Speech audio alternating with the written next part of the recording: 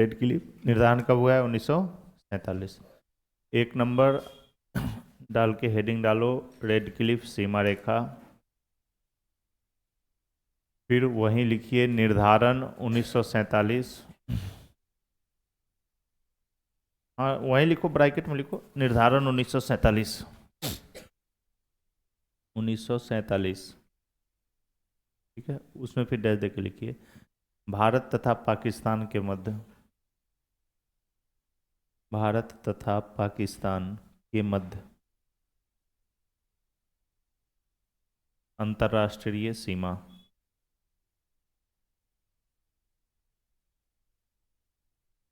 निर्धारण 1947 नीचे किसके बीच में है?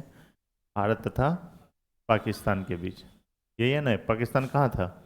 ये इस गुजरात में, राजस्थान में, पंजाब में और जम्मू और लद्दाख, यहाँ तक जो सीमा रखती है पाकिस्तान के साथ, इसका निर्धारण किसने किया था? देश के आज़ादी के समय रेड क्लिफ ने, इसीलिए इसका नाम हो गया रेड क्लिफ। इसमें एक और चीज़ ध्यान रखना, यहाँ देश कौन सा था? बांग्लादेश। तो बांग्लादेश की जो सीमा रेखा का निर्धारण किया है भारत और बांग्लादेश, उसका भी नाम क्या था? रेड क्लिफ ही था। ये पूर्वी पाकिस्तान था, वो पश्चिमी पाकिस्तान था। दूसरा लिखिए यहाँ पे डूरंड रेखा, 2 नंबर पे लिखो डूरंड रेखा।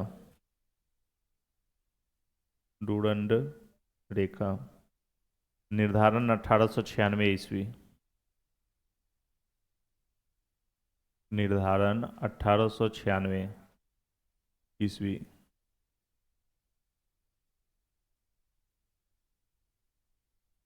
ठीक है, देख देख लिखिए भारत तथा अफगानिस्तान के मध्य, भारत तथा अफगानिस्तान, अफगानिस्तान के मध्य अंतर्राष्ट्रीय सीमा। भारत तथा अफगानिस्तान के मध्य अंतर्राष्ट्रीय सीमा। ठीक है, इसी में नीचे दूसरा लाइन लिखिए वर्तमान में, वर्तमान में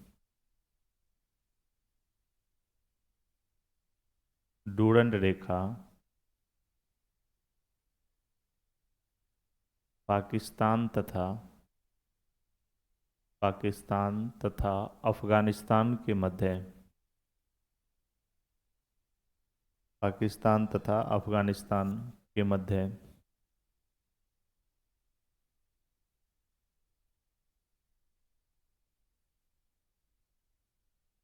पाकिस्तान तथा अफगानिस्तान के मध्य क्यों चला गया पाकिस्तान में? क्योंकि ये वाला जो एरिया है कौन सा है? पीओके।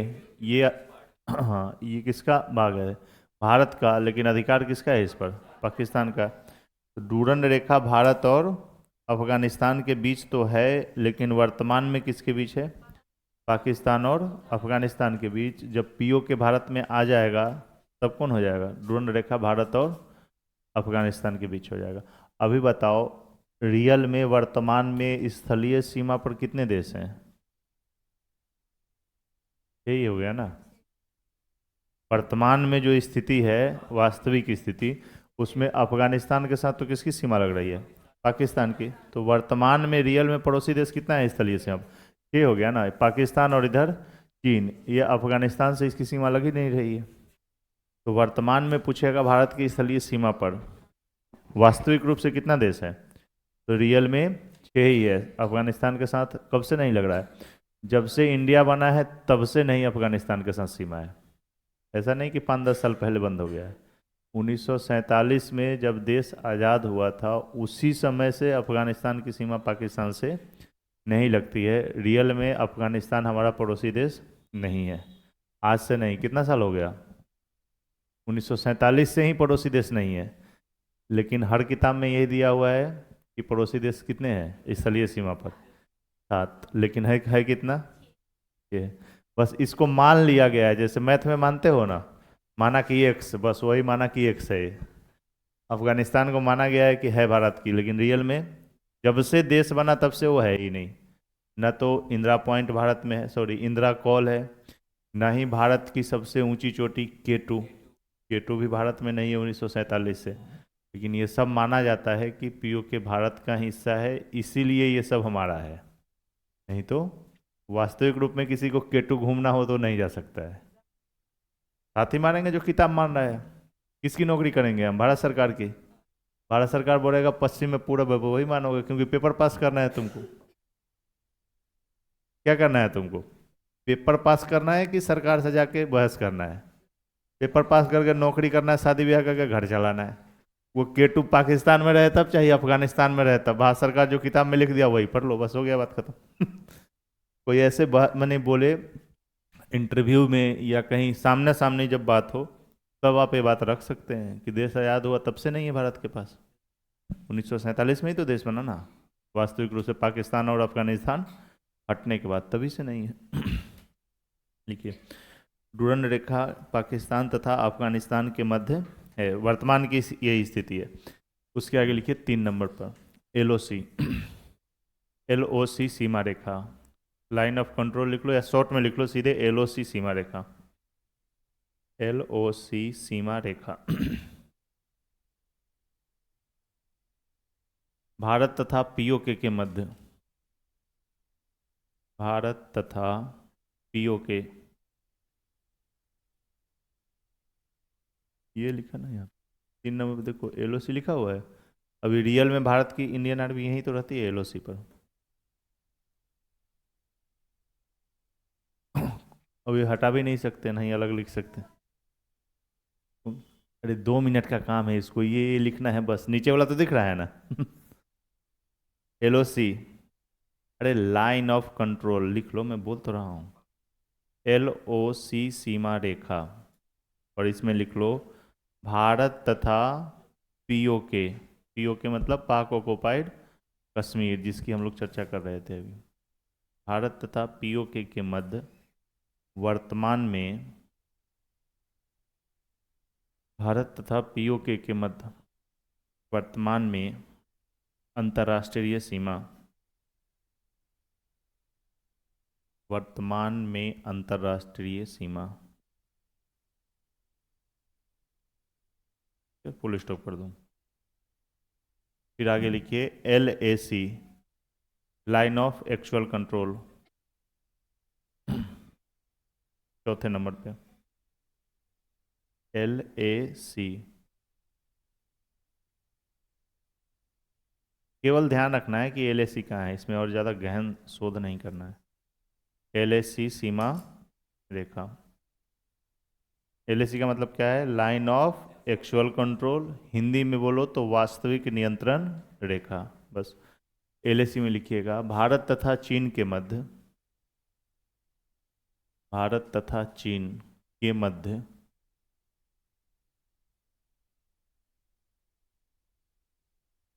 भारत तथा चीन के मध्य लद्दाख, हिमाचल, उत्तराखंड, लद्दाख, हिमाचल, उत्तराखंड, लद्दाख, हिमाचल, उत्तराखंड में स्थित सीमा रेखा, उत्तराखंड में स्थित सीमा रेखा।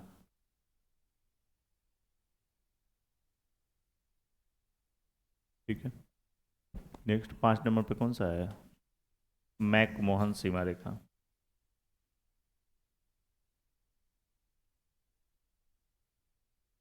भारत चीन के बारे में दिया हुआ है, लेकिन रियल में कहाँ पे है? अरुणाचल प्रदेश में। ये मैकमोहन कहाँ पे है? अरुणाचल प्रदेश। तो अरुणाचल प्रदेश में भारत और चीन के बीच ही है। भारत और चीन के बीच में भी जाना, वो कहाँ लिखा हुआ है? भारत और चीन के बीच, लेकिन रियल में कहाँ है वो? अब अच्छा, भारत और चीन के बीच तो यहाँ पे नहीं है ना मैकमोहन। मैकमोहन रेखा पूछेगा उत्तराखंड में है? नहीं है। पूछेगा मैकमोहन रेखा का संबंध किस राज्य से है? ऑप्शन में चारों राज्य दे दे, अरुणाचल दे दे, उत्तराखंड दे दे, हिमाचल दे दे और सिक्किम दे दे। अब ये चारों राज्य की सीमा किससे लग रही है? चीन से। लेकिन मैकमोहन का संबंध एक ही राज्य से है। किससे है? अरुणाचल से। देखो मैकमोहन सीमा रेखा निर्धारण 1914 ईस्वी में शिमला में, मैकमोहन सीमा रेखा लिखो निर्धारण 1914 ईस्वी में शिमला में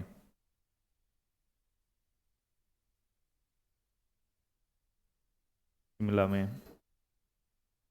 नीचे लिखी इसमें भारत तथा चीन के मध्य भारत तथा चीन के मध्य अरुणाचल प्रदेश में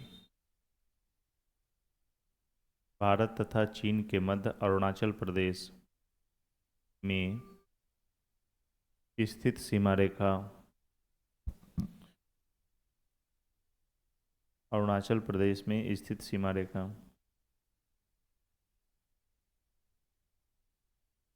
ठीक है, पूरे स्टॉप कर दीजिए इसको। आगे लिखिए कौन सा है, जीरो लाइन होगा ना, लिखो कितना नंबर है, 6 नंबर पे, 6 नंबर पे लिखिए जीरो लाइन, जीरो लाइन सीमा रेखा।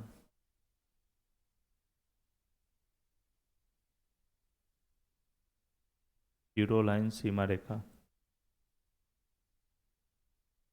ठीक है, में लिखिएगा त्रिपुरा तथा बांग्लादेश के मध्य, त्रिपुरा तथा बांग्लादेश के मध्य,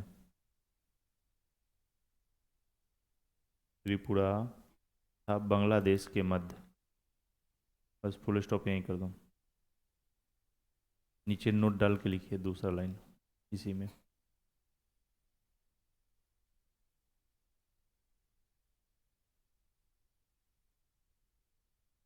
नोट में पहला पॉइंट लिखिएगा, भारत तथा बांग्लादेश के मध्य, भारत तथा बांग्लादेश के मध्य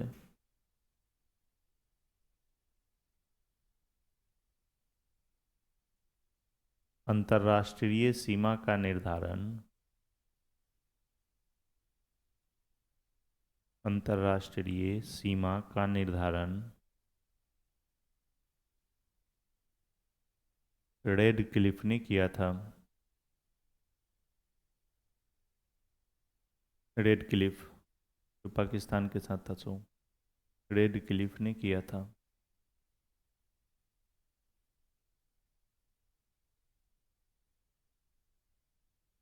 ठीक है, दूसरा पॉइंट लिखिए नोट में ही, 3 बीघा गलियारा विवाद लिखा हुआ था यहाँ पे, देखो 3 बीघा गलियारा विवाद, 3 बीघा गलियारा विवाद, 3 बीघा गलियारा विवाद, सीमा विवाद वही, 3 बीघा गलियारा का मतलब क्या है, वही है सीमा विवाद। 3 बीघा गलियारा विवाद भारत तथा बांग्लादेश के मध्य था, विवाद भारत तथा बांग्लादेश के मध्य था।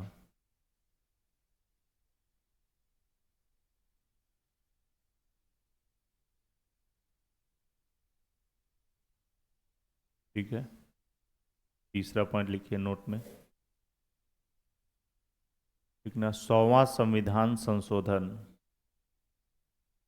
100वां संविधान संशोधन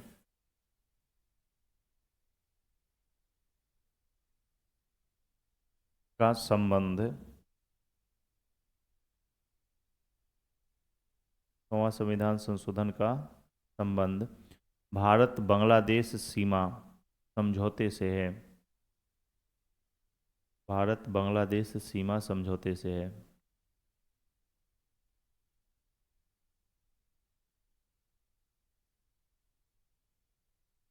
सीमा समझौते से है।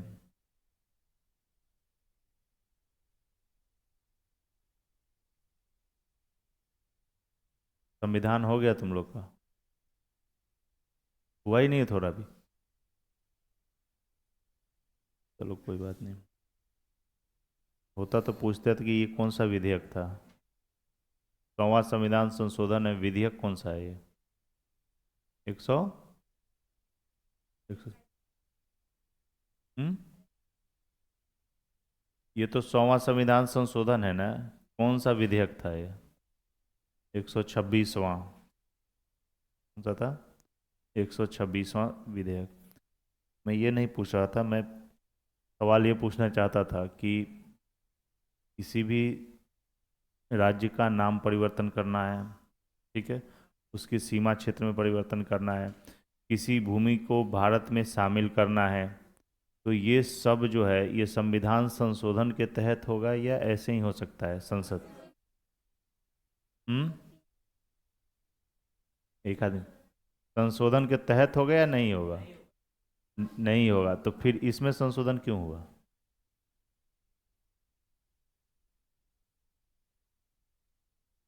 कोई भी अलग देश, हम दूसरे, जैसे मान लो पाकिस्तान का जमीन कब्जा कर रहे हैं, युद्ध में जीत गए, वो भारत में हम शामिल करेंगे, तो वो उसमें संविधान संशोधन करेंगे क्या? नहीं करेंगे।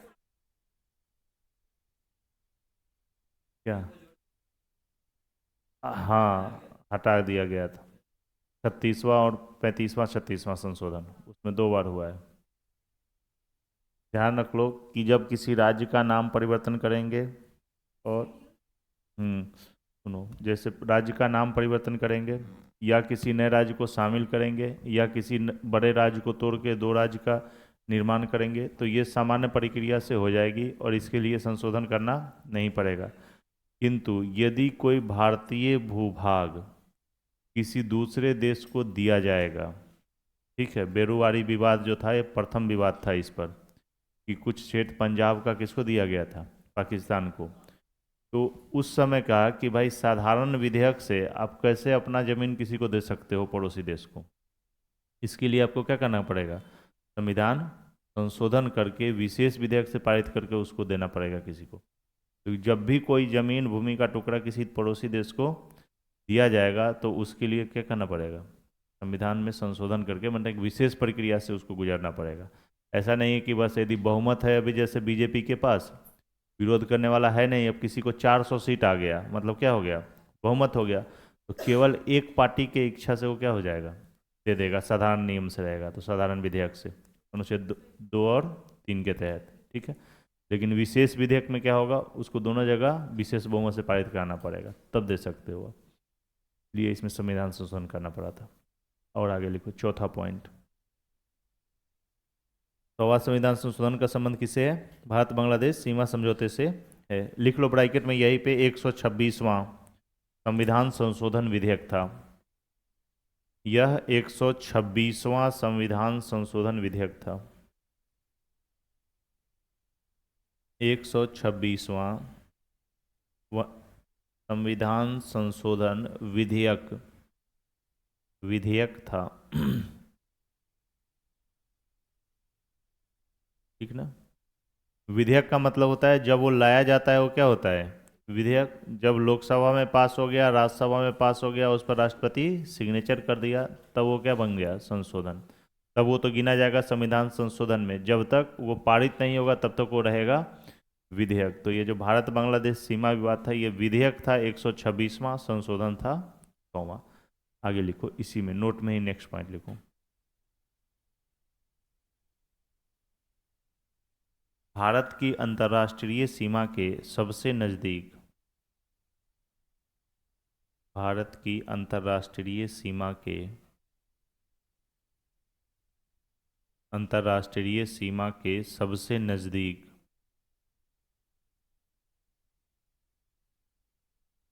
अंतर्राष्ट्रीय सीमा के सबसे नज़दीक स्थित राजधानी, अंतर्राष्ट्रीय सीमा के सबसे नज़दीक स्थित राजधानी अगरतला। किसकी राजधानी है? त्रिपुरा की। अगरतला ब्रैकेट में लिख लो, त्रिपुरा की राजधानी है। अगरतला ब्रैकेट में त्रिपुरा की राजधानी, ब्रैकेट बंद करके लिख लो, है। ठीक है। ये बांग्लादेश से संबंधित जो सीमा है। अभी एक और नदी पर पुल बना है, मैत्री पुल का उद्घाटन किया था 2023 में, भारत और बांग्लादेश के बीच। नदी का नाम क्या था? पैनी नदी। ये लिखो है क्या उसको? छोड़ दो इसको, नदी में देख लेंगे। यहाँ से एक नदी जा रही है इस तरह से, कौन सी नदी है? पैनी नदी, उस पर मैत्री पुल का उद्घाटन किया था 2023 में भारत के प्रधानमंत्री ने। छोड़ो इसको, मत लिखो, आगे लिखो। 7 नंबर पे कौन सा है? Coco Chanel. लिखिए कोको चैनल, 7वां।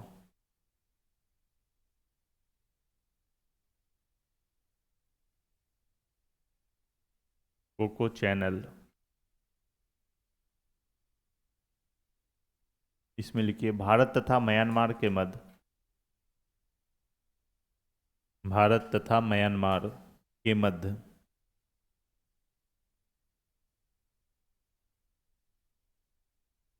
अंतर्राष्ट्रीय जलीय सीमा,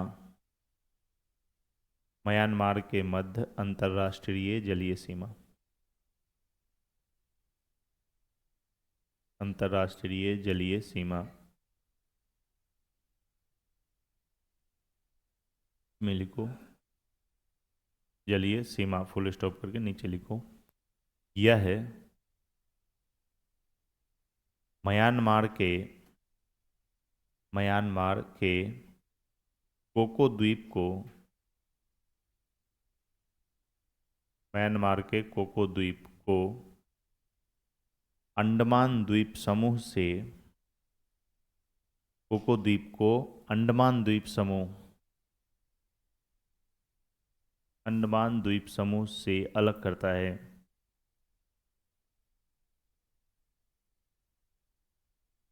कोको द्वीप को अंडमान द्वीप समूह से अलग करता है। 8वां लिखिए ग्रेट चैनल, नीचे ग्रेट चैनल 8 नंबर पर किसके बीच में है? ग्रेट चैनल यहाँ पे भारत और इंडोनेशिया। भारत का कौन सा भाग है वहाँ पे? निकोबार, यही है ना। देखो ये वाला ग्रेट चैनल है, यहाँ पे आपका क्या है? निकोबार, और नीचे इंडोनेशिया का सुमात्रा और रोंडो द्वीप। तो ग्रेट चैनल किसके बीच में हो गया? भारत और इंडोनेशिया के बीच जलीय सीमा। 10 डिग्री चैनल किसको अलग करता है? अंडमान को निकोबार से, और अंडमान को इस कोको द्वीप से कौन सा चैनल अलग कर रहा है? Coco Chanel. लिखो ग्रेट चैनल। इसी का नाम एक और है, देखो क्या लिखना है? 6 degree channel. Great channel bracket में फिर वहीं लिख लो 6 डिग्री चैनल, फिर डैश देके लिखो भारत तथा इंडोनेशिया के मध्य, भारत तथा इंडोनेशिया के मध्य अंतर्राष्ट्रीय जलीय सीमा, इंडोनेशिया के मध्य अंतर्राष्ट्रीय जलीय सीमा।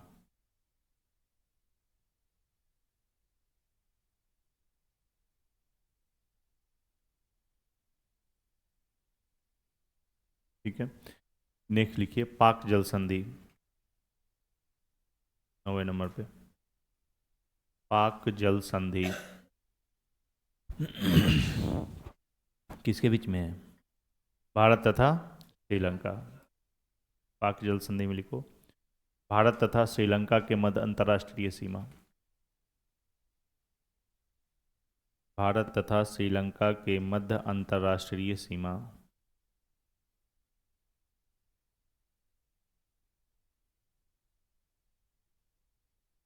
अंतर्राष्ट्रीय सीमा,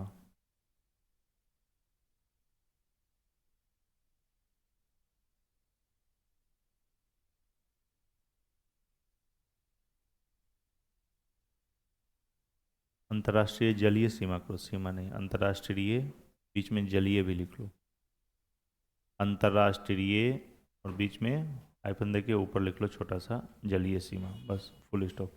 इसमें दूसरा लाइन लिखो यह जल संधि, इसी में दूसरा लाइन, यह जल संधि मन्नार की खाड़ी को, मन्नार की खाड़ी को, मन्नार की खाड़ी को पाक की खाड़ी से जोड़ता है, पाक की खाड़ी से जोड़ता है, मन्नार की खाड़ी को पाक की खाड़ी से जोड़ता है। अलग किसको करता है? भारत को श्रीलंका से। जोड़ता किसको है? मन्नार की खाड़ी को हमेशा देखना, ध्यान रखना, जल संधि दो जल राशि को तो जोड़ेगा और दो स्थल खंड को अलग करेगा। नेक्स्ट लिख लो, कितने नंबर पे है? 10वां लिखो, 8 डिग्री चैनल। 8 degree channel.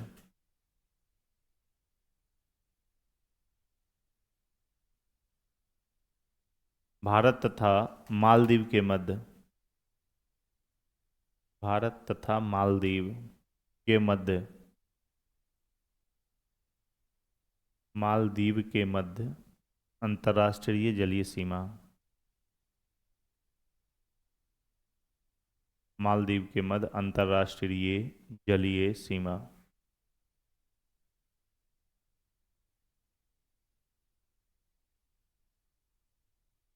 ठीक है, लास्ट लिख लो, नंबर है 11 नंबर पे, 24 डिग्री समानांतर रेखा सीमा विवाद। 24 डिग्री समानांतर, 24 डिग्री समानांतर सीमा विवाद।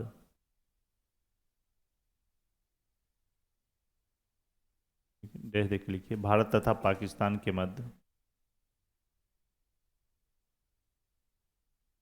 भारत तथा पाकिस्तान के मध्य विवादित सीमा रेखा,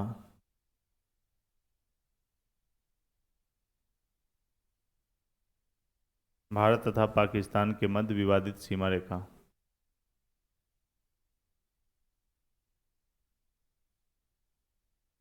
हटेगा कैसे भाई? अभी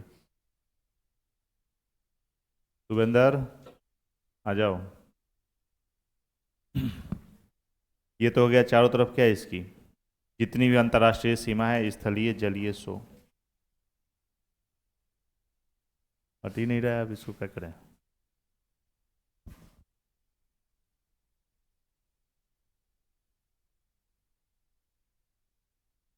हाँ, वो भी दे दिया था। एक कच्चा तीबू द्वीप श्रीलंका का है, वो भी दे दिया था, कल बताए तो थे। नहीं, कच्चा तीबू के लिए वो दोस्ती में दिया गया है सब।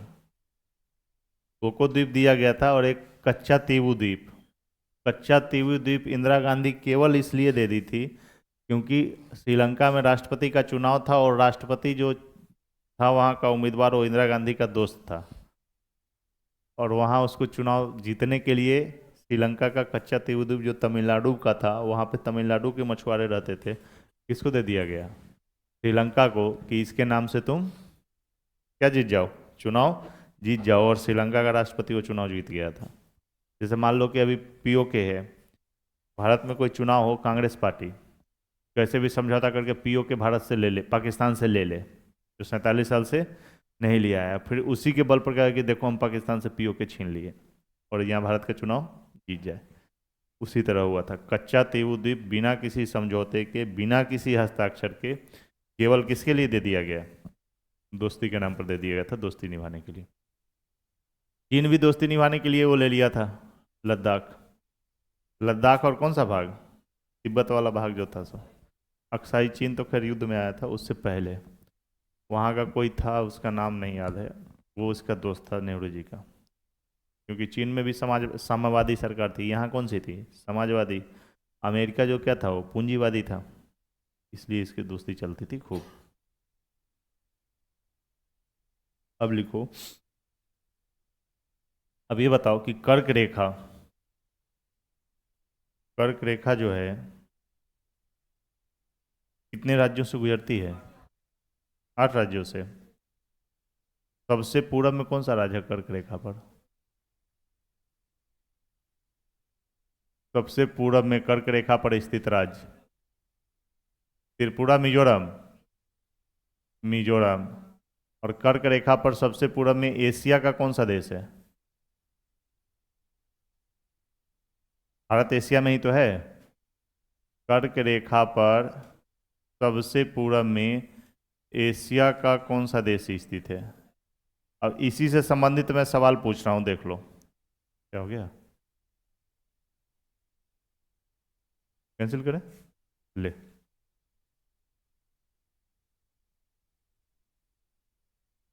ताइवान देख लिए? शाबाश।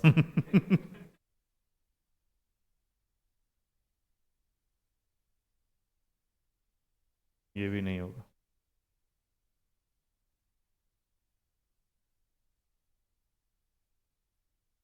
नोट 3 है, ये नहीं चल रहा था लेकिन अभी। ब्लैक करो ना इसको, इससे होगा।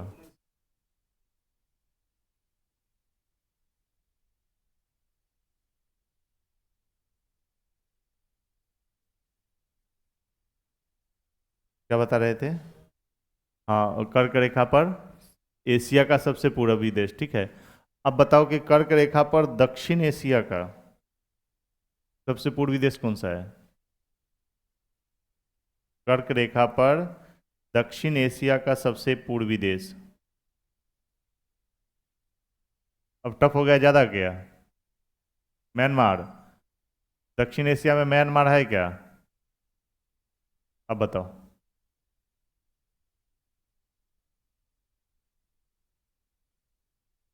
भारत ही है, ठीक है। कर्क रेखा पर दक्षिण एशिया का सबसे पूर्व में स्थित देश कौन सा है? तब कौन सा होगा अपना? भारत ही है दक्षिण एशिया का। केवल हम लोग जो 8 राज्य पढ़ते हैं ना, उससे काम नहीं चलेगा, उसके और आगे पीछे भी देखना पड़ेगा। देखो, यहाँ से जा रही है कर्क रेखा,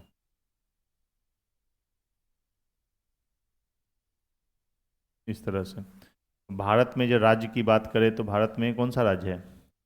यहाँ पे तो आपका कौन सा हो जाएगा? गुजरात। गुजरात के आगे फिर सबसे कम कहाँ गुजर रहा है? राजस्थान में। उसके बाद फिर कहाँ पे है? मध्य प्रदेश में। फिर उसके बाद छत्तीसगढ़। छत्तीसगढ़ के बाद ऊपर झारखंड में, और झारखंड के बाद फिर पश्चिम बंगाल। पश्चिम बंगाल के बाद यहाँ पे जो राज्य है इसका नाम क्या हो गया? त्रिपुरा।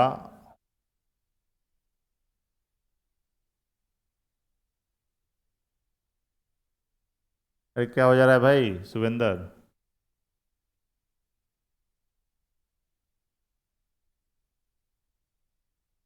देखो यहाँ पे कौन सा है? त्रिपुरा। और यहाँ फिर कौन सा है? मिजोरम। कितने राज्य है? 8 राज्य। यदि कर्क रेखा पर भारत का सबसे पूर्वी राज्य पूछेगा तो कौन सा बताइएगा? मिजोरम। उसके बाद त्रिपुरा। सबसे पश्चिम में गुजरात है, ठीक है। कुल कितने राज्यों से गुजर रही है ये? 8 राज्यों से। अब कर्क रेखा भारत के पश्चिम में किस सागर में आ रही है? कर्क रेखा पर भारत के पश्चिम में स्थित एशियाई देश, देखो कौन सा है? सबसे इधर तो है सऊदी अरब। मतलब एशिया में कर्क रेखा किस देश में प्रवेश करती है? सऊदी अरब में। सऊदी अरब किस में है? पश्चिम एशिया का देश है। सऊदी अरब के बाद आता है UAE, संयुक्त अरब अमीरात, ठीक है। और उसके बाद फिर तीसरा देश आता है ओमान। ये तीनों पश्चिम एशिया का देश है जो कर्क रेखा पर स्थित है। इसको अलग अलग डिवाइड करके भी पढ़ना है, ध्यान रखना। ये तीनों देश किस में आता है? पश्चिम एशिया में। उसके बाद ये गुजरते हुए कहाँ आएगा? भारत। भारत किस में आ जाता है? दक्षिण एशिया में। और दक्षिण एशिया का दूसरा देश कौन सा है यहाँ पे? बांग्लादेश। तो दक्षिण एशिया के केवल 2 देशों से ही गुजरती है कर्क रेखा, एक भारत से और एक किससे? बांग्लादेश से। फिर इसके आगे चलोगे तो यहाँ पे नेक्स्ट देश कौन सा है? भारत का पड़ोसी देश बताए थे, कौन सा है? म्यांमार। उसके आगे चलोगे तो फिर कौन सा आएगा? चीन।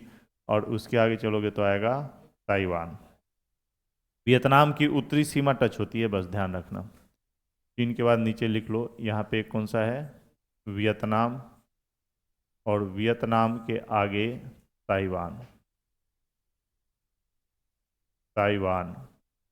और फिर इसके आगे चलेंगे तो महासागर, किस महासागर में प्रवेश कर जाएगा? प्रशांत में। इसके बाद कहाँ चला जाएगा ये? प्रशांत महासागर में, ठीक है। तो पश्चिम से पूरब चलेंगे तो सबसे पश्चिमी एशिया का कौन सा देश है? सऊदी अरब। फिर UAE। उसके बाद ओमान। फिर यहाँ पे अपना देश कौन सा हो गया? भारत में प्रवेश करेगा। भारत के बाद फिर कहाँ आएगा ये? बांग्लादेश में। बांग्लादेश। बांग्लादेश के बाद फिर भारत में आएगा कहाँ पे, त्रिपुरा में, फिर भारत में आएगा, त्रिपुरा को पार करके फिर कहाँ पहुँचेगा, थोड़ा सा बांग्लादेश में, और फिर मिजोरम में आएगा। मिजोरम के बाद म्यांमार, फिर चीन, वियतनाम और ताइवान। वियतनाम की बस केवल उत्तरी सीमा ये कर्क रेखा टच कर रही है, ध्यान रखिएगा, इसकी गुजरती नहीं है। तो कहीं ये वियतनाम मिलेगा और कहीं नहीं भी मिलेगा। वियतनाम की जो सबसे उत्तरी सीमा है ये कर्क रेखा बनाती है, इसलिए कहीं कहीं मान लिया जाता है कि वियतनाम को टच हो रहा है, और नहीं कहीं पे किसी किताब में देगा भी नहीं कि वियतनाम से गुजरती है। 2-3 देश है, जैसे नाइजीरिया है, वहाँ भी यही कंडीशन है। अफ्रीका में कर्क रेखा उसकी क्या है, उत्तरी सीमा बना रही है। जैसे मान लो कोई देश है ऐसे, इस तरह से किसी देश का मैप है, और इसकी जो उत्तरी सीमा है ना, यहाँ से कर्क रेखा गुजर रही है। अब इसको मानोगे कि नहीं मानोगे, गुजरती है मतलब वो अंदर है भी नहीं और उसकी सीमा को टच भी कर रही है, बस यही कन्फ्यूजन रहता है ज़्यादा किसी में भी। लिखो, नीचे लिखना, भारत के मध्य से कर्क रेखा कुल 8 राज्यों से गुजरती है। छोटा छोटा पॉइंट है, सब लिख लो बस। भारत के मध्य से कर्क रेखा कुल 8 राज्यों से गुजरती है।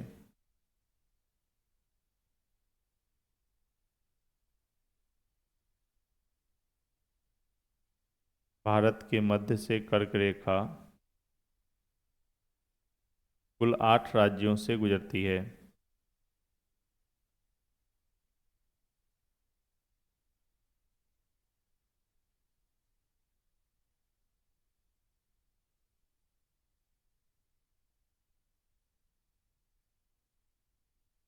ठीक है, नीचे लिखो, कर्क रेखा पर, कर्क रेखा पर स्थित, कर्क रेखा पर स्थित राज्यों का क्रम पश्चिम से पूरब,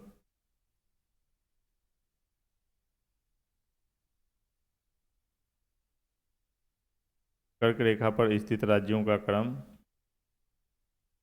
पश्चिम से पूरब,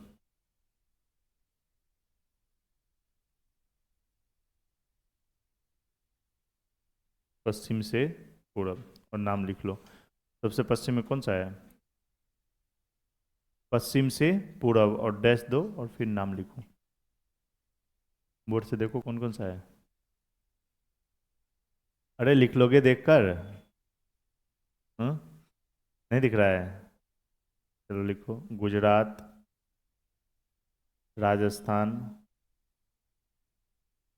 गुजरात, राजस्थान, मध्य प्रदेश, छत्तीसगढ़, मध्य प्रदेश, छत्तीसगढ़,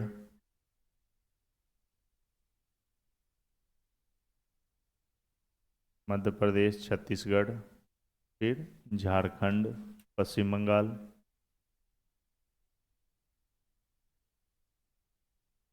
झारखंड, पश्चिम बंगाल,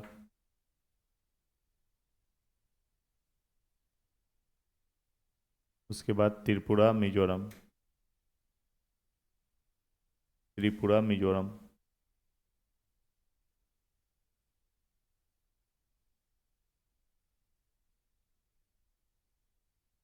ठीक है, नीचे लिखो, कर्क रेखा भारत के,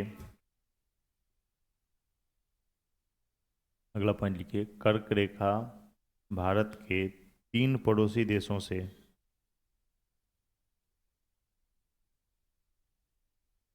कर्क रेखा भारत के 3 पड़ोसी देशों से गुजरती है। 3 पड़ोसी देशों से गुजरती है।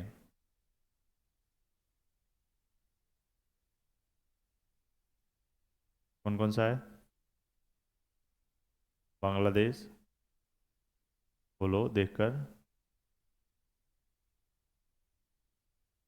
अरे 3 पड़ोसी देश भारत का कौन कौन सा है, बांग्लादेश, म्यांमार और चीन, मतलब पाकिस्तान नहीं है। ध्यान रखना, एक चीज़ तुम लोग का यही ज़्यादा मतलब गलत कर देते हो।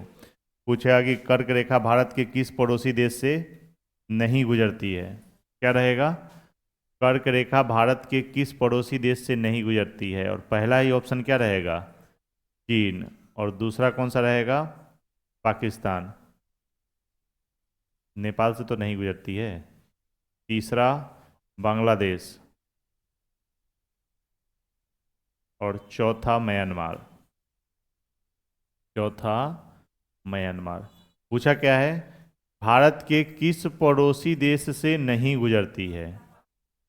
तो अब तो बता दोगे कौन सा पड़ोसी देश? पाकिस्तान से नहीं गुजरती है। लेकिन ऐसे ध्यान में यदि केवल नहीं समझ रहे हो तो कौन सा मारोगे? चीन को मारोगे। कि ध्यान में आइडिया कहाँ लगा हुआ है कि चीन कहाँ पे है? ऊपर।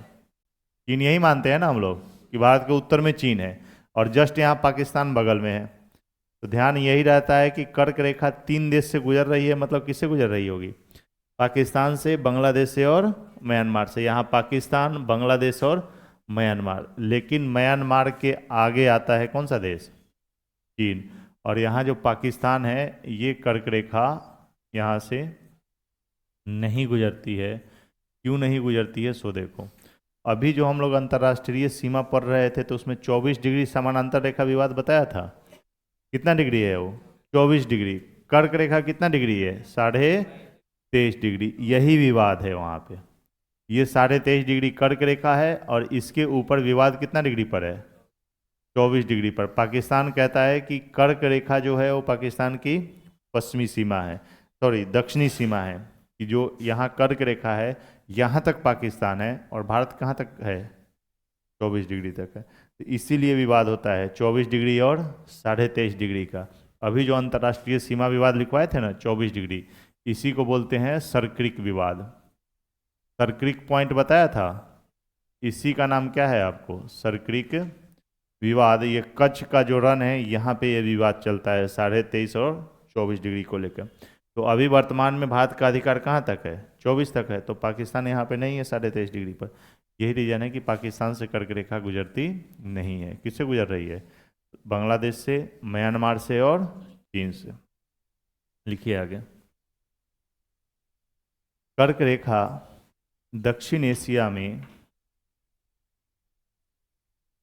कर्क रेखा दक्षिण एशिया में 2 देशों से गुजरती है। कर्क रेखा दक्षिण एशिया में 2 देशों से गुजरती है। 2 देशों से गुजरती है।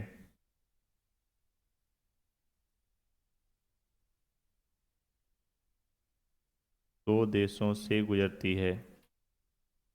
कौन कौन सा है? भारत, बांग्लादेश।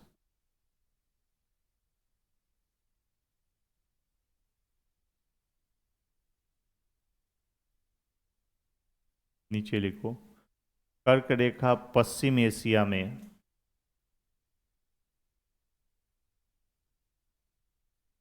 कर्क रेखा पश्चिम एशिया में 3 देशों से गुजरती है। पश्चिम एशिया में 3 देशों से गुजरती है।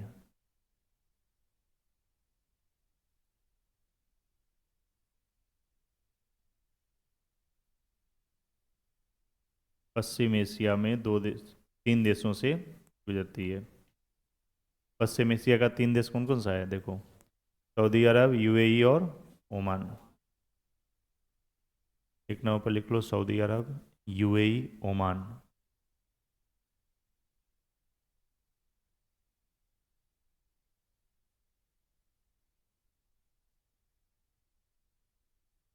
ये तीनों किसका है देश?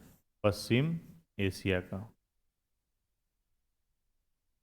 ये ध्यान रखना, पेपर में कभी आ जा सकता है, मैंने आया, अभी तक आया तो नहीं लेकिन ऐसा पूछ सकता है कि कर्क रेखा पश्चिम एशिया में कितने देशों से, क्योंकि एशिया में सबको याद है कि किन किन देशों से गुजरती है। अब उसमें भी अलग अलग विभाजन है ना। पश्चिम एशिया ये हो गया, दक्षिण एशिया। पूर्वी एशिया का कौन कौन सा देश है? इसमें देखो 4 सवाल होता है। कर्क रेखा 4 भागों से गुजरती है। पूर्वी एशिया का कौन सा देश है जहाँ से गुजर रही है? म्यांमार पूर्वी एशिया में शामिल है ही नहीं। इसके लिए ये पता होना चाहिए कि पूर्वी एशिया में कौन सा है और दक्षिण एशिया में कौन सा देश है, पश्चिम एशिया में कौन सा देश है और दक्षिण पूर्व एशिया में कौन सा देश है। तो पूर्वी एशिया में कौन सा देश है? ये दोनों। चीन और ताइवान। पूर्वी एशिया में कितने देशों से? दो देशों से, चीन से और ताइवान से। और वियतनाम और म्यांमार जो है ये दक्षिण पूर्व एशिया देश का है। आसियान समझे, जानते हो आसियान समूह, तो ये दोनों किसका है? दक्षिण पूर्व एशिया देश, एशियाई देश है।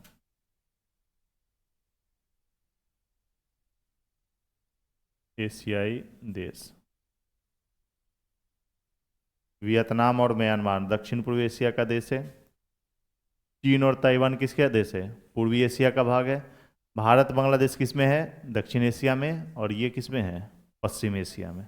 अलग अलग पार्ट है इसका, बना लो या तो लिख लो इसको।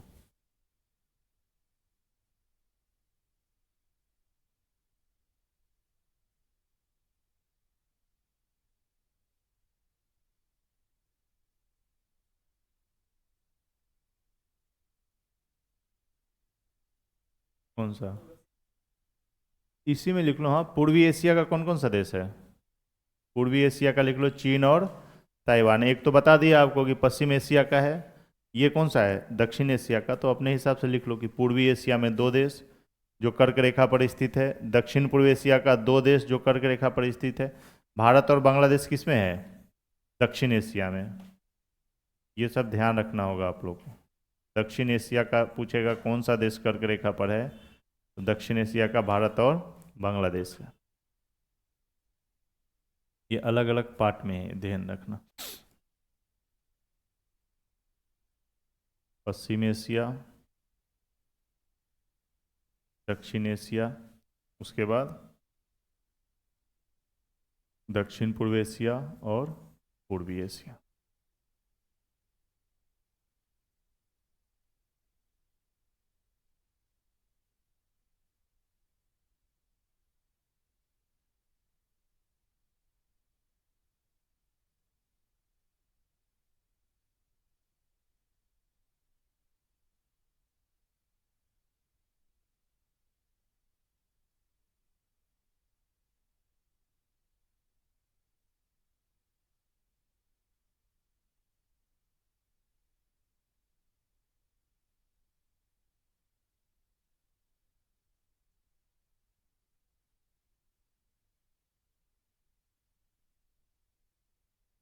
बना लो इसको इसी तरह से, अलग अलग।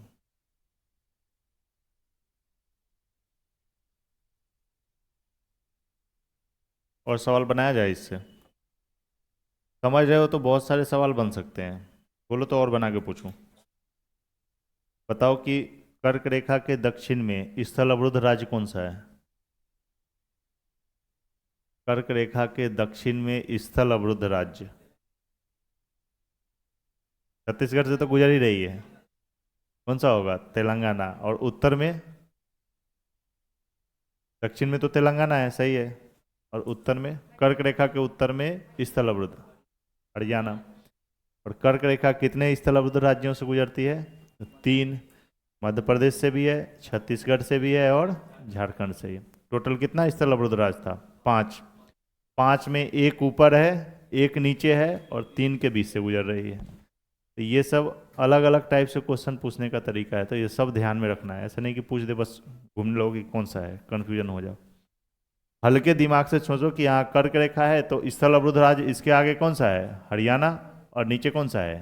तेलंगाना। बीच में एमपी, छत्तीसगढ़ और झारखंड, ये तीनों क्या है? लैंडलॉक स्टेट है। हो गया, आगे बढ़े? अरे बना लिए।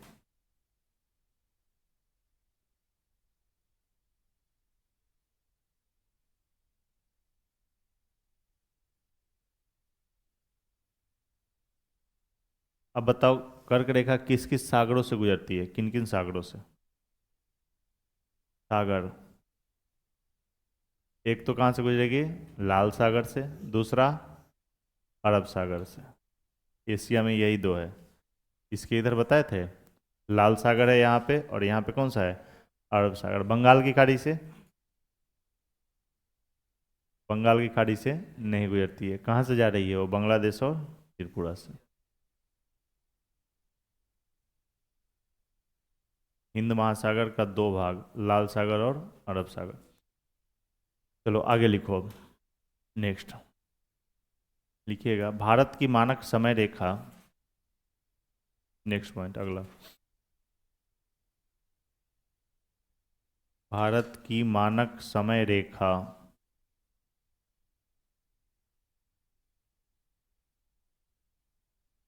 भारत की मानक समय रेखा जो 82.5 डिग्री पूर्वी देशांतर रेखा है, 82.5, 82.5, 82.5 डिग्री पूर्वी देशांतर रेखा है।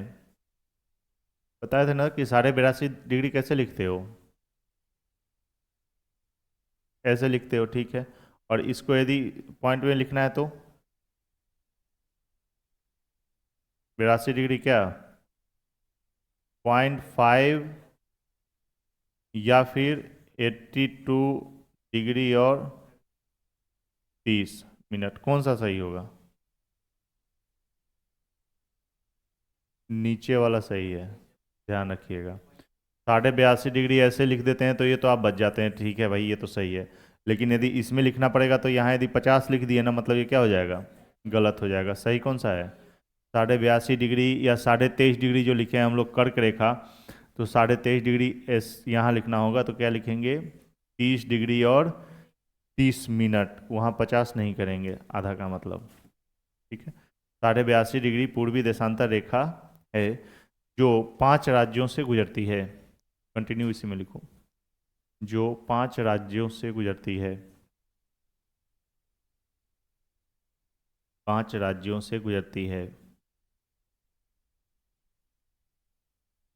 जिनका क्रम जिनका क्रम उत्तर से दक्षिण की ओर निम्न है। 5 राज्यों से गुजरती है जिनका क्रम उत्तर से दक्षिण की ओर निम्नलिखित है।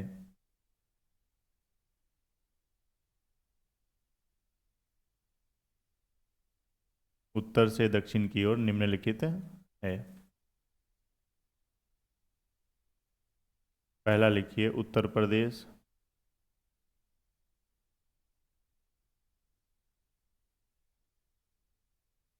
फर्स्ट लिखिए यूपी, उत्तर प्रदेश, फिर लिखिएगा मध्य प्रदेश, फिर उसके बाद छत्तीसगढ़, उसके बाद उड़ीसा, और फिर नीचे आंध्र प्रदेश। उत्तर प्रदेश, मध्य प्रदेश, छत्तीसगढ़, उत्तर प्रदेश, मध्य प्रदेश, छत्तीसगढ़, उड़ीसा, आंध्र प्रदेश, 5 राज्य।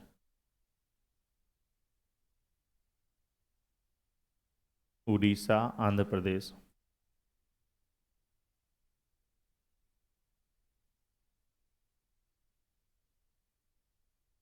ठीक है, नीचे लिखिए, भारत की मानक समय रेखा तथा कर्क रेखा। अगला पॉइंट लिखो, भारत की मानक समय रेखा, कौन सा छोड़ दिया रे तुमने बीच में? उत्तर प्रदेश, मध्य प्रदेश, बीच में छत्तीसगढ़ है, उसके बाद उड़ीसा है, बीच में लिखो छत्तीसगढ़, हाँ। चलो अगला पॉइंट लिखो, क्या लिख रहे थे? भारत की मानक समय रेखा तथा कर्क रेखा, भारत की मानक समय रेखा तथा कर्क रेखा एक दूसरे को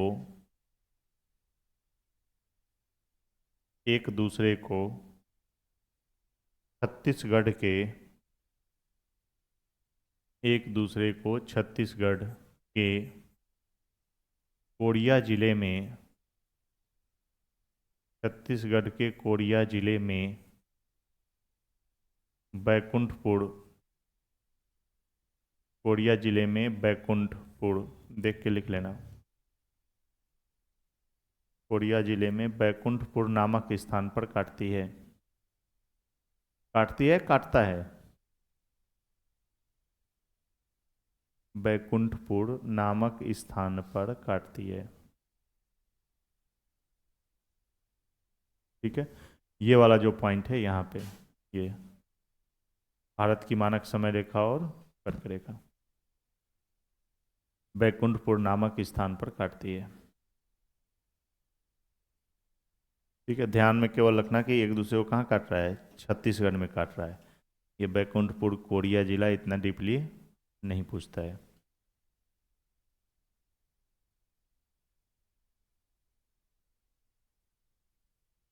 एक चीज़ और ध्यान रखना, पेपर में पढ़ते हो ना तो तुम लोग क्या करते हो, क्वेश्चन सेट बनाते हो, क्वेश्चन बैंक पढ़ते हो ना कि भाई कौन सा क्वेश्चन प्रीवियस ईयर आया है, तो उसमें भी देखना कि वो किस राज्य का है। कुछ राज्य विशेष भी क्वेश्चन होता है जो दूसरे राज्य के लिए इम्पोर्टेंट नहीं होता है। अब जैसे छत्तीसगढ़ पीसीएस का एग्जाम दोगे ना तो उसमें ये सवाल आ सकता है कि छत्तीसगढ़ में किस जगह पे काट रही है। अब ये क्वेश्चन बिहार के लिए इम्पोर्टेंट नहीं है, बिहार के एग्जाम में ये पूछे कि एक दूसरे को कहाँ काट रही है वो। अब देखा देखी क्या करते हो कि छत्तीसगढ़ पीसीएस का पेपर तुम ढूंढने लगते हो बिहार वाले में कि भाई बिहार वाला में तो है ही नहीं, तो बिहार के लिए इम्पोर्टेंट नहीं है। बिहार का कोई झील है, बिल्कुल छोटा झील जिसका नेशनल लेवल पर कोई महत्व नहीं है, अब वो छत्तीसगढ़ के एग्जाम में नहीं पूछेगा। और छत्तीसगढ़ वाला बच्चा यदि बिहार का झील पढ़ने लगे एक एक जिला का, तो फिर उसका हो गया कल्याण, वो पढ़ लेगा। उत्तराखंड का पेपर होगा, उत्तराखंड में कोई चोटी का नाम है, जैसे मान लो केटू, ये कौन सा है, कंचनजंगा, पूछेगा किस जिला में है, क्योंकि वो उत्तराखंड स्पेशल है इसलिए उसमें उत्तराखंड का इतना डीपली पूछ रहा है। अब उस क्वेश्चन को लेके यदि हिमालय पढ़ने वाला बिहार का बच्चा उत्तराखंड के हर एक चोटी का नाम जिला वाइज याद कर ले, तो वो उसके लिए क्या है, फालतू की चीज़ है। तो वो ध्यान रखना कि पेपर में किस राज्य का वो पेपर है, तो उस राज्य विशेष का क्वेश्चन है वो दूसरे राज्य के पेपर में उतना डीपली नहीं पूछता है। तो ये जो छत्तीसगढ़ है, कोरिया जिला है, बैकुंठपुर है, ये किसके लिए एग्जाम के लिए इंपॉर्टेंट है, ये छत्तीसगढ़ या एमपी का एग्जाम होगा इसके लिए इंपॉर्टेंट है, उसको जानना जरूरी है कि किस जिला में जा रहा है। ये छत्तीसगढ़ के कितने जिलों से गुजरती है, छत्तीसगढ़ के कितने जिलों से कर्क रेखा गुजरती है। राजस्थान का एग्जाम देगा, उसके राजस्थान वाले के लिए ये पता रहेगा कि राजस्थान में कर्क रेखा कितने जिलों से गुजरती है। तो राजस्थान में कितना जिला है, 2 जिलों से कर्क रेखा गुजरती है। बिहार से यदि गुजर रहा होता, झारखंड से गुजरता है, तो झारखंड का एग्जाम दोगे तब उसमें इंपॉर्टेंट रहेगा कि झारखंड के किस जिले से जा रही है। लेकिन उस कोई यूपी वाला है उसके लिए इंपॉर्टेंट नहीं है कि झारखंड जिला में कौन सा जिला से पहुंच रहा है। तो ये सब खुद से ध्यान रखना और प्लानिंग के तहत काम करना। ऐसा नहीं है कि क्या बताए, जैसे मान लो दिल्ली जाना है, ठीक है, तुमको कहाँ जाना है, दिल्ली जाना है, तो एक तो सीधे पटना से संपूर्ण क्रांति पकड़ो और पहुंच जाओ 12 घंटा में। अब जानकारी नहीं है तो वो पटना वाला चला जाए उधर भोपाल, उधर झांसी, ग्वालियर होते हुए, आगरा होते हुए दिल्ली जाए, पास कौन करेगा, जो नज़दीक जल्दी पहुंचा सो, या घूम के गया सो।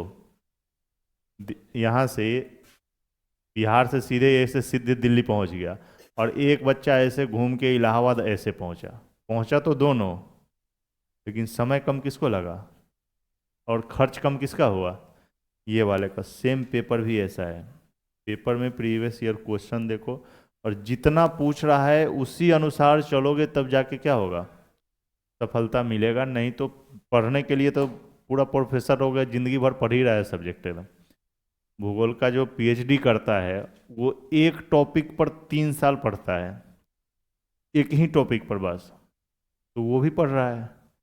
कंपटीशन वाला है उसको भी पढ़ना है।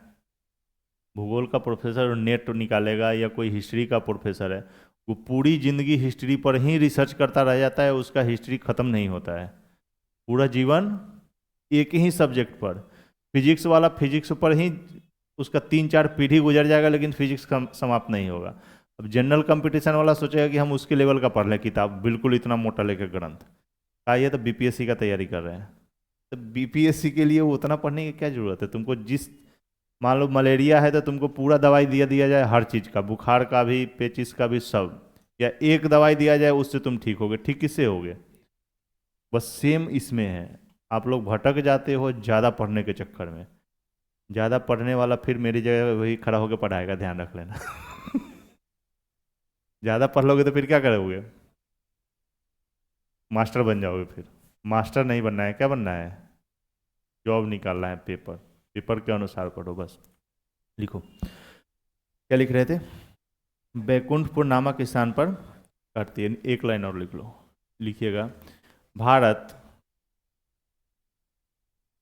भारत अंतर्राष्ट्रीय समय से 5.5 घंटा आगे है।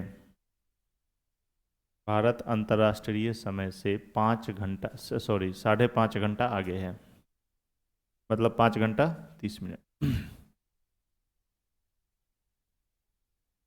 5.5 घंटा आगे है।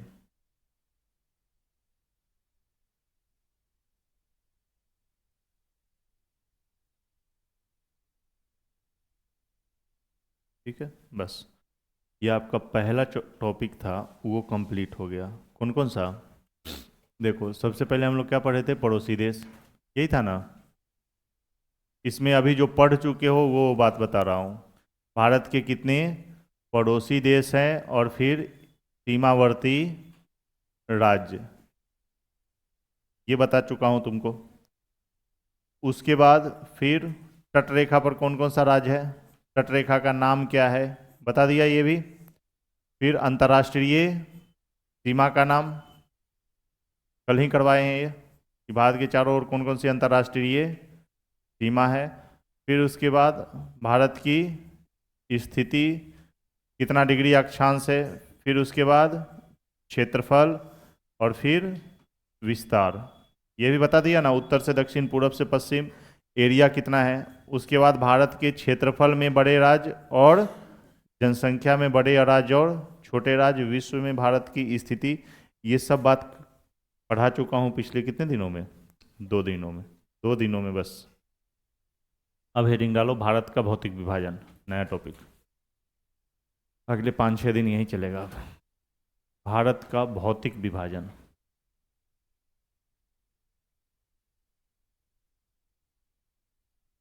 भारत का नेक्स्ट पेज पे डाल लो, वहीं पे डाल रही है, देख अगले पेज पे डालो,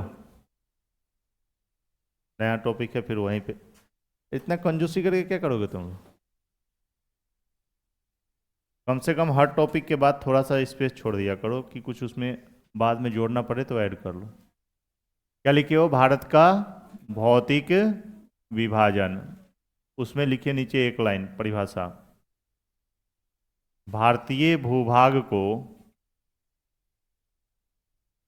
भारतीय भूभाग को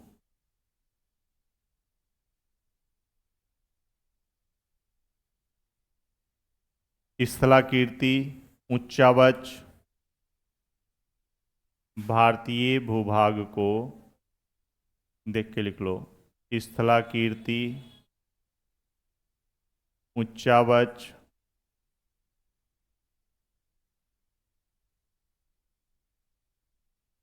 उच्चावच के आधार पर, उच्चावच के आधार पर 6 भौतिक प्रदेशों में, 6 भौतिक प्रदेशों में, 6 भौतिक प्रदेशों में विभाजित किया गया है। 6 भौतिक प्रदेशों में विभाजित किया गया है।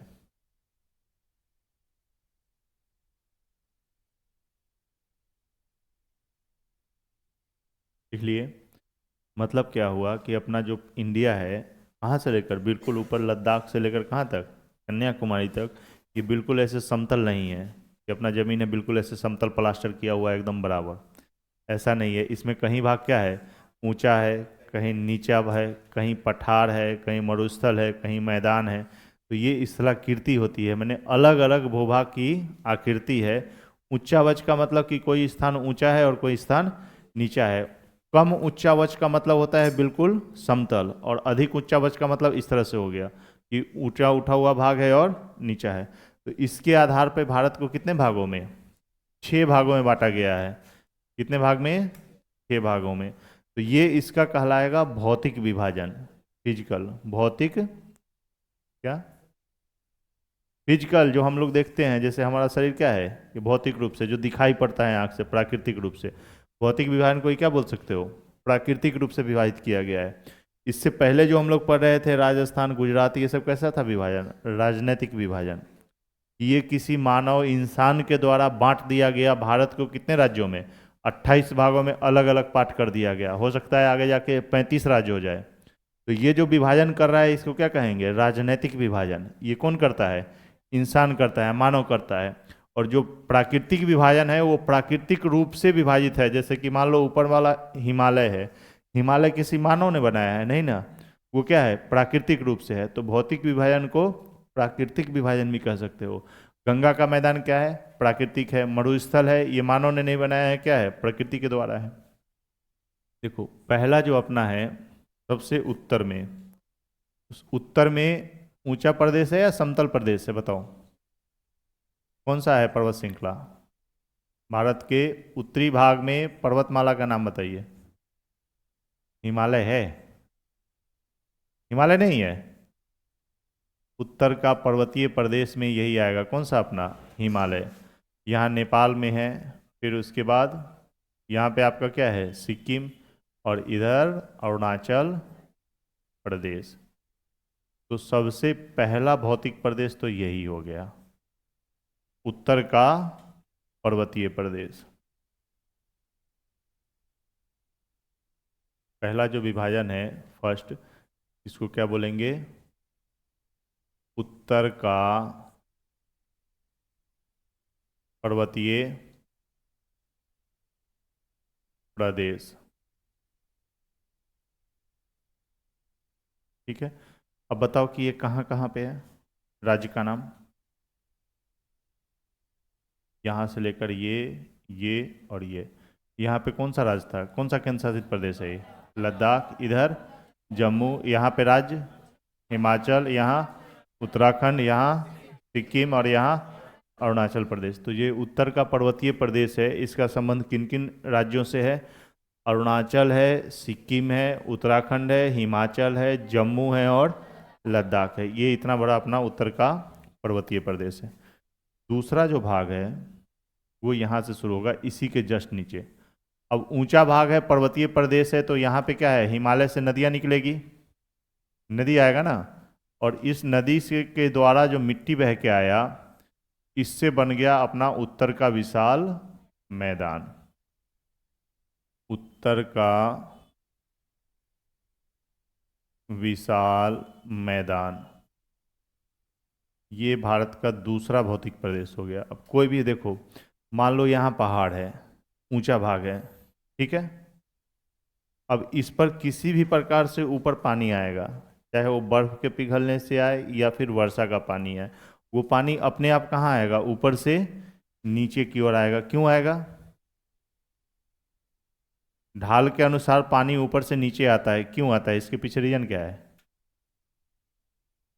अरे गुरुत्वाकर्षण बल है, इतना प्रेशर देकर रहता है। कोई भी चीज ऊपर से नीचे आ रहा है, किसके कारण आ रहा है? गुरुत्वाकर्षण बल के कारण आ रहा है। तो हमेशा पानी पहाड़ से ऊपर से नीचे आता है, उसके इसके पीछे रीजन क्या है? रीजन गुरुत्वाकर्षण बल है। इसके पानी को छोड़ दो, यहाँ से पत्थर भी छोड़ोगे वो भी नीचे आएगा, तो उसमें भी कौन सा बल लग रहा है?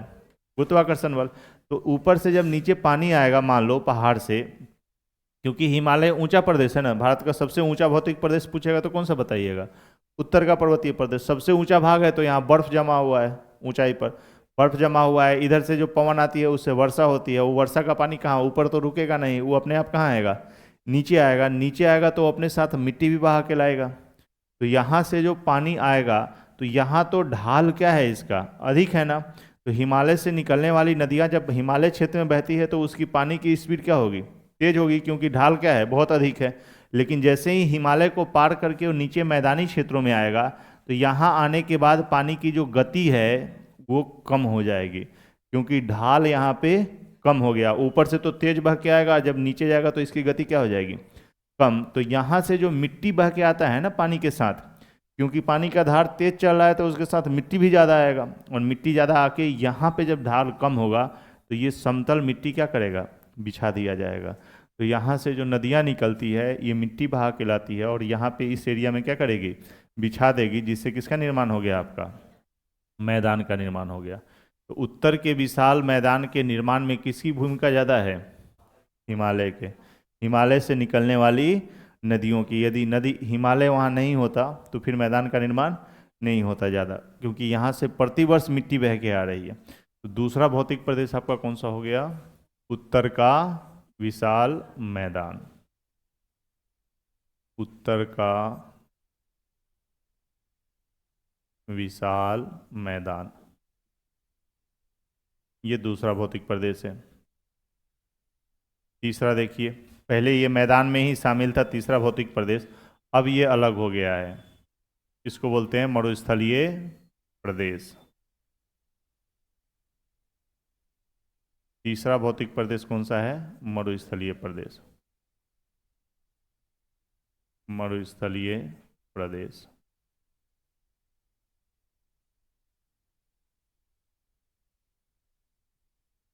तीसरा हो गया आपका मरुस्थलीय प्रदेश।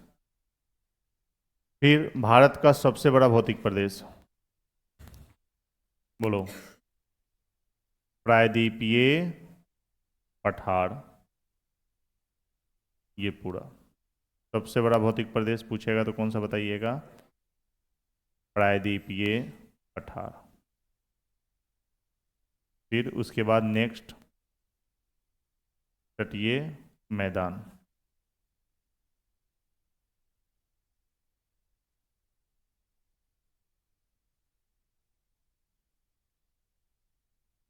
नेक्स्ट भौतिक प्रदेश देखो, कौन सा कलर बचाओ? रेड। ये वाला जो एरिया है पूरा, ये है तटीय मैदान। तटीय मैदान में कौन सा? पश्चिम में, और एक तटीय मैदान पूरब में है बंगाल की खाड़ी से। तटीय मैदान यहाँ भी लिख देता हूँ, देखो। एक नंबर पे हो गया उत्तर का पर्वतीय प्रदेश। दूसरा हो गया उत्तर का विशाल मैदान। तीसरा मरुस्थलीय प्रदेश। चौथा प्रायद्वीपीय पठार। और पांचवा तटीय मैदान।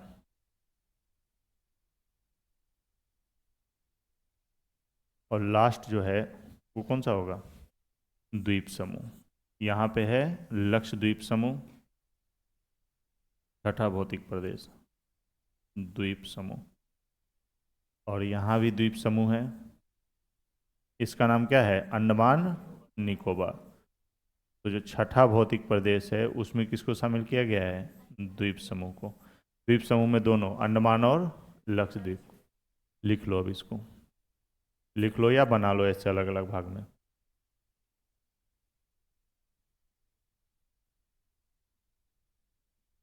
प्रायद्वीपीय पठार,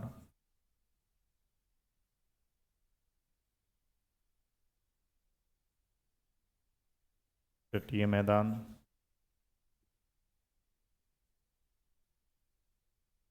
द्वीप समूह। पर्वतीय प्रदेश का क्षेत्रफल लगभग कितना है? 5 लाख वर्ग किलोमीटर। उत्तर का विशाल मैदान 7.5 लाख वर्ग किलोमीटर। ये लगभग है 3.5 लाख वर्ग किलोमीटर। और सबसे बड़ा भौतिक प्रदेश जो है वो कितना है?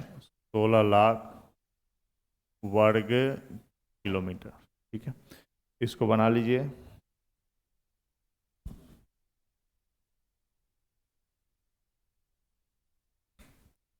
इंडिया का मैप लाए हो, उस मैप से बनाओ इसको आराम से।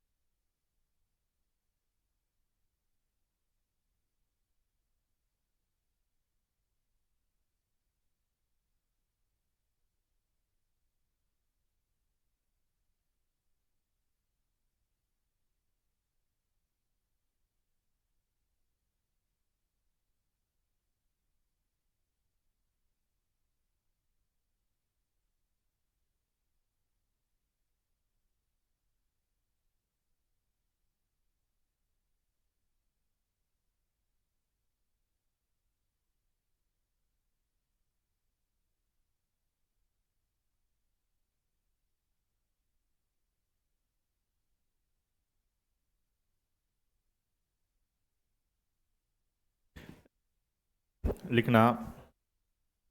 अरे इतना देर में भी नहीं बनाए हो? अरे ये समझ में आ गया ना कि भौतिक विभाजन किसको कहते हैं? जो प्राकृतिक विभाजन है उसी को ऊंचावच के आधार पर कर दिया गया। कितने भागों में? 6 भागों में बस।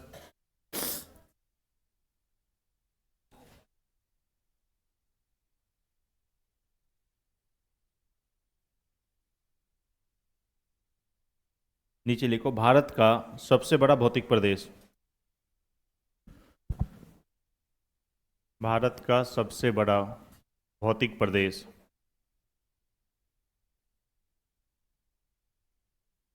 भारत का सबसे बड़ा भौतिक प्रदेश प्रायद्वीपीय पठार है।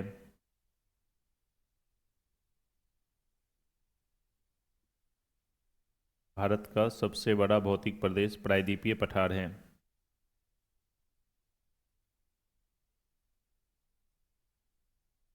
प्रायद्वीपीय पठार है तथा तथा दूसरा सबसे बड़ा भौतिक प्रदेश तथा दूसरा सबसे बड़ा भौतिक प्रदेश उत्तर का विशाल मैदान है।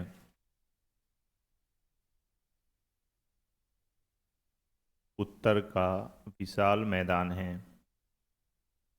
भौतिक प्रदेश उत्तर का विशाल मैदान है। विशाल मैदान है। ठीक है। नीचे लिखिए भारत के कुल क्षेत्रफल का भारत के कुल क्षेत्रफल में का नहीं लिखना, में लिखना। भारत के कुल क्षेत्रफल में डैश दे के लिख लो। भारत के कुल क्षेत्रफल में फिर डैश दे दो और उसके नीचे लिखो कुल क्षेत्रफल में पर्वत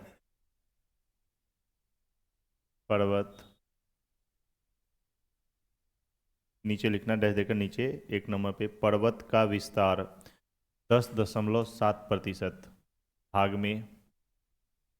पर्वत का विस्तार 10.7% भाग में। पर्वत का विस्तार 10.7% भाग में। फिर उसके नीचे लिखो पठार का विस्तार। कुल क्षेत्रफल में पठार कितना है? पठार का विस्तार 27.7% भाग में।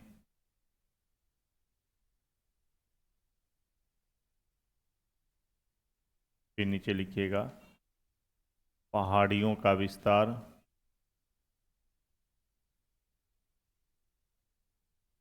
18.6% भाग में तथा मैदान का विस्तार हाँ उसी के नीचे एक के नीचे एक, जैसे मैं लिख रहा हूँ पर्वत, पठार, पहाड़ी और मैदान। मैदान का विस्तार 43% भाग में है।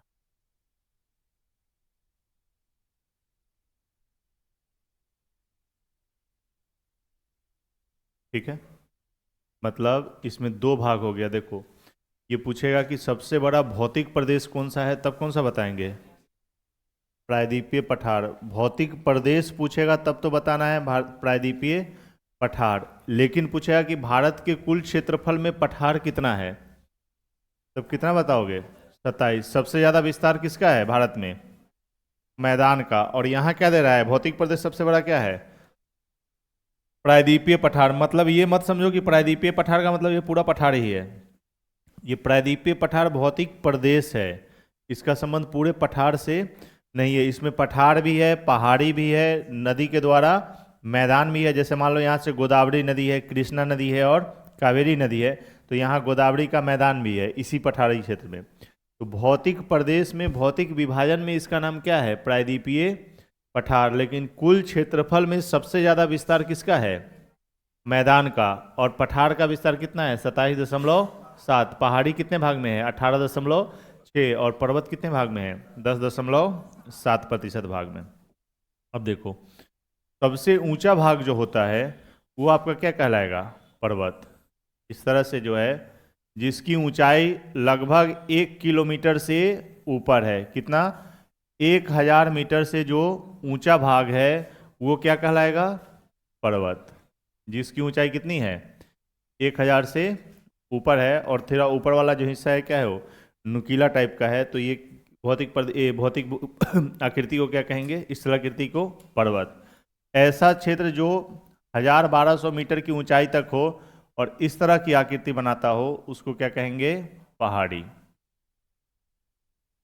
सबसे पहले क्या हो गया? जो ऊंचा प्रदेश है पर्वत, दूसरा क्या हो गया? पहाड़ी। तीसरा जो है वो आसपास के क्षेत्र से तो ऊंचा है लेकिन ऊपर से सपाट है, तो इसको क्या कहेंगे? पठार कहेंगे। और चौथा जो होगा वो बिल्कुल समतल होगा, इसको क्या कहेंगे? मैदान कहेंगे। ठीक है। और मैदान के आगे चलोगे तो क्या आ जाएगा? सागर आ जाएगा आपको। ये मैदान जाके किस में मिल जाता है? सागर में मिल जाएगा, समुद्र में। यहाँ पे, यहाँ पे आपका क्या हो गया? सागर। बहुत प्रदेश में यही चार भाग है। पहले पर्वत, तो पर्वत कितना प्रतिशत है? पर्वत कितना प्रतिशत है? 10.7% भारत में। पहाड़ी कितना है?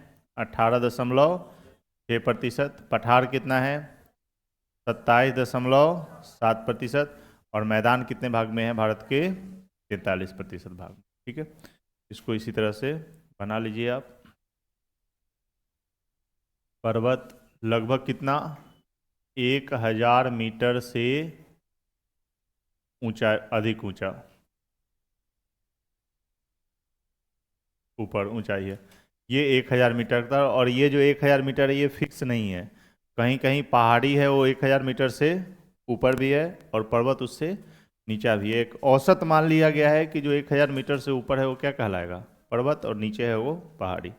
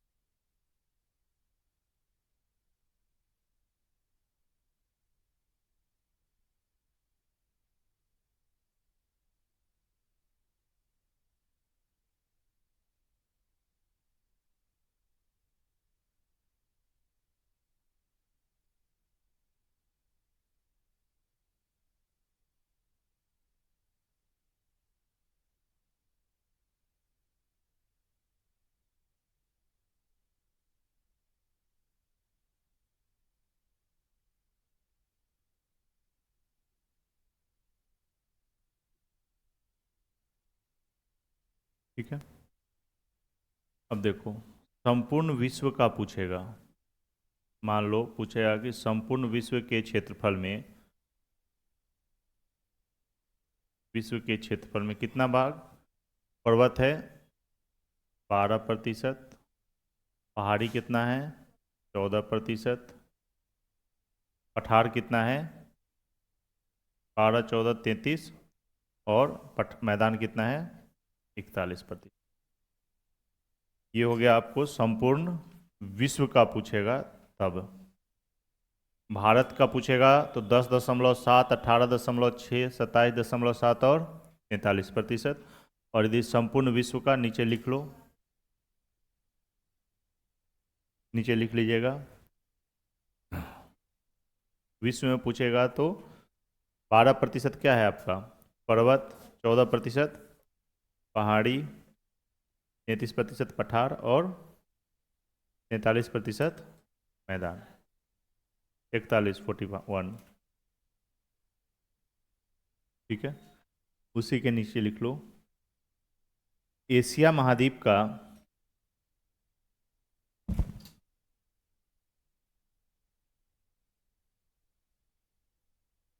उसका कितना था? 20, 24, 24, 32।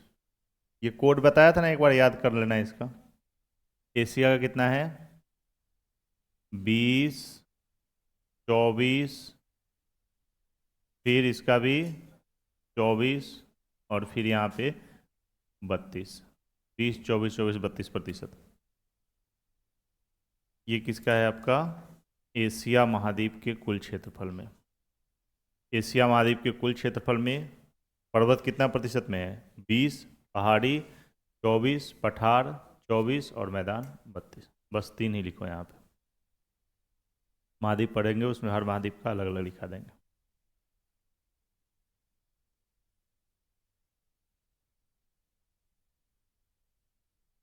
भारत का लिख लो, विश्व का लिख लो, और फिर एशिया का लिख लो।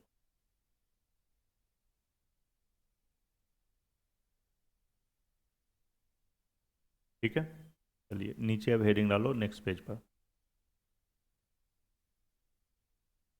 देखो, दो तरह से पढ़ते हैं इसको, बताए थे ना पिछली बार जो भी पढ़े थे। या तो तुम आधार किसको मानो? इसको, कि हम लोग भौतिक प्रदेश पढ़ रहे हैं तो इस तरह से विभाजित करके पढ़े।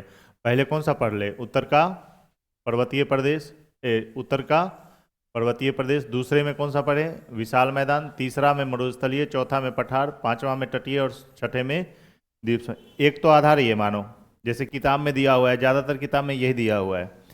इसमें दिक्कत ये होता है कि अब जो पेपर बनाता है ना, अब इसमें देखो क्या प्रॉब्लम होगा। उत्तर का पर्वतीय प्रदेश हम किसको पढ़ लेंगे? हिमालय। हिमालय के बाद क्या पढ़ लेंगे? कॉपी में तुम पढ़ोगे तो हिमालय के बाद आ जाएगा मैदान, तो हिमालय पढ़ोगे, फिर क्या आएगा? मैदान आएगा। फिर उसके बाद पढ़ोगे मरुस्थल, और उसके बाद पढ़ोगे प्रायद्वीपीय पठार। तो प्रायद्वीपीय पठार में फिर पर्वत श्रेणी आएगा। हिमालय तो एक पढ़े थे, लेकिन वो कहाँ चला गया? 40 पेज पहले। उसके बाद तुम्हारा बीच में का दिमाग कहाँ आ गया? मैदान में। उसके बाद क्या पढ़े? मरुस्थल में। और जब प्रायद्वीपीय पठार पढ़ोगे तब तुम पढ़ोगे यहाँ पे अरावली, उसके बाद फिर यहाँ पे विंध्याचल, और फिर यहाँ पे सतपुड़ा, और फिर इधर पढ़ोगे पश्चिमी घाट पर्वत श्रेणी। तो जो लिंक बना ना कि पर उत्तर में मान लो कि पेपर में आ गया, एक हिमालय का चोटी दे दिया, एक अरावली का दे दिया, एक किसका दे दिया? सतपुड़ा का, और एक दे दिया प्रायद्वीपीय पठार का। पर्वत में 4 चोटी का नाम दिया और पूछा कि उत्तर से दक्षिण क्रम बताओ। अब ये तुम 4 चोटी एक जगह नहीं पढ़े हो, चारों को लिंक स्थापित करोगे तो एक जगह मिलेगा कॉपी में? नहीं मिलेगा। तुमको पहले एक चोटी मिलेगा उत्तर के पर्वतीय प्रदेश में, दूसरा मिलेगा प्रायद्वीपीय पठार में, बीच में पता चला कि मैदान और मरुस्थल अलग है। तो इसको किस आधार पे पढ़ोगे तो ज़्यादा अच्छा रहेगा? इस वाले आधार पे। मैं हमेशा किस पर पढ़ ज़्यादा क्वेश्चन तुम्हारा सॉल्व होगा? किससे? पर्वत से। अब भारत के कुल क्षेत्रफल में पर्वत कितना है? तो इंडिया में जितना पर्वत है उसको एक जगह पढ़ो, इस भौतिक प्रदेश को क्या करो? इसको तो केवल याद करने के लिए रखो। पढ़ने का आधार क्या बनाओ? पर्वत। पर्वत पढ़ रहे हो तो पर्वत और पहाड़ी एक जगह बनाओ। मतलब यहाँ बिल्कुल लद्दाख से कन्याकुमारी तक जितना भी पर्वत है ना, वो तुम्हारे एक ही मैप में सेट होना चाहिए। उसमें टोटल, जैसे उत्तर से दक्षिण पूछेगा तब भी बता दोगे, पूरब से पश्चिम पूछेगा तो तभी बता दोगे, क्योंकि इंडिया का पूरा पर्वत पहाड़ी तुम्हारे एक ही जगह एक मैप में है। जब पठार पढ़ो तो पूरे इंडिया में क्या दिखना चाहिए तुमको? केवल पठार दिखना चाहिए, फिर उसमें पर्वत नहीं दिखेगा तुमको। मैदान पढ़ोगे तो केवल क्या? मैदान। तट रेखा पढ़ो तो केवल उसमें तट रेखा दिखना चाहिए। तो इस आधार को नहीं लेकर सबसे ज़्यादा आधार आसान कौन सा है? पर्वत, पठार, पहाड़ी और मैदान। तो मैं जो पढ़ाता हूँ वो किस आधार पे पढ़ाता हूँ? इसको आधार लेकर। ये वाला हेडिंग डालो।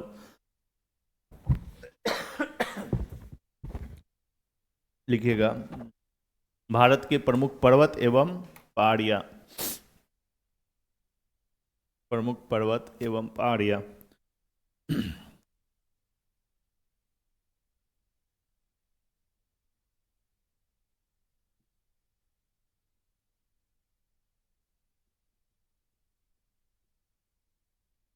भारत के प्रमुख पर्वत एवं पहाड़ियाँ।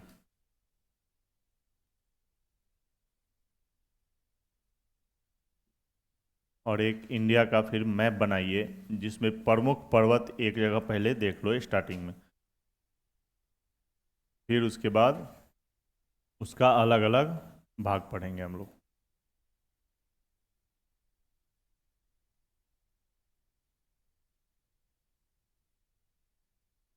मैं बनाऊं?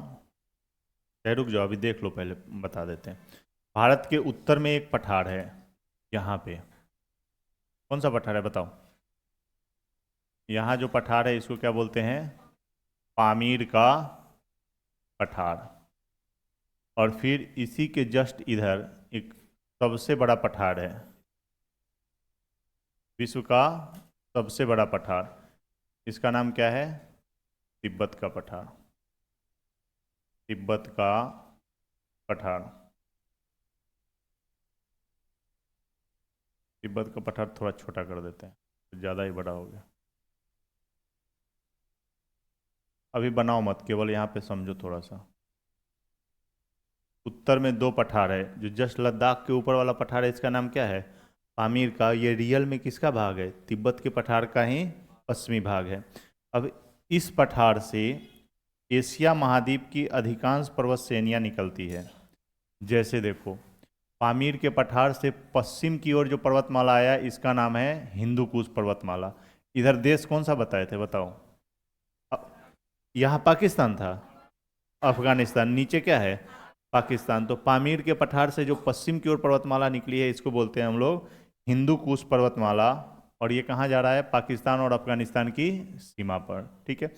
इसी पामीर के पठार से भारत की ओर पर्वतमाला आया गया। इस तरह से उत्तराखंड, नेपाल, भूटान होते हुए कहाँ तक? चीन तक गया।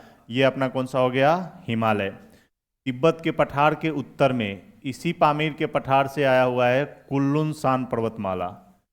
ये कहाँ पे है? चीन में। और यहीं से एक और ऊपर गया है, इसका नाम है टियन शान पर्वतमाला। ये चारों पर्वतमाला कहाँ से निकल रहा है? पामीर के पठार से। फिर इसके बाद देखो, यहाँ से हिमालय दक्षिण की ओर मुड़ जाएगा इस तरह से, और भारत म्यांमार की सीमा पर होते हुए ये नीचे तक आया हुआ है। इसका नाम है अराकान योमा पर्वतमाला, नाम लिख देंगे। और इधर पाकिस्तान में दो पर्वत श्रेणी पढ़ना है, ध्यान रखना है, किरथार और सुलेमान पर्वत श्रेणी। ये तो भारत के पड़ोसी देश में पर्वत श्रेणी है। फिर से देखो, ये कौन सा है आपका? हिंदू कुश। ये कौन सा है? किरथार पर्वत श्रेणी और सुलेमान। ये जो सबसे लंबी दिख रहा है कौन सा हो गया अपना? हिमालय। ऊपर कौन सा है? कुल्लुन शान, ये टियन शान, और इधर अराकान योमा पर्वत श्रेणी। अब हिमालय कहाँ कहाँ पे है? तो पीओके चला गया किस में? पाकिस्तान में। ये वाला हिस्सा कौन सा है? पीओके है ना। तो हिमालय का विस्तार पाकिस्तान में है। उसके बाद कहाँ है? भारत में। उसके बाद नेपाल में, उसके बाद भूटान में, और इधर कहाँ पे? चीन में। ठीक है। नीचे देखो, अपन यहाँ पढ़ेंगे तो ये अरावली पर्वतमाला है। कहाँ कहाँ? गुजरात से लेकर गुजरात, राजस्थान, हरियाणा होते हुए कहाँ तक? दिल्ली तक। उसके बाद चलेंगे इधर मध्य भारत में, तो यहाँ पे है विंध्याचल पर्वतमाला। उसके नीचे देखोगे तो यहाँ पे है सतपुड़ा पर्वतमाला। नीचे और आएंगे तो ये है आपका भारत में पश्चिमी घाट पर्वत श्रेणी। और यहाँ से ऊपर की ओर गया ये है आपका पूर्वी घाट पर्वत श्रेणी।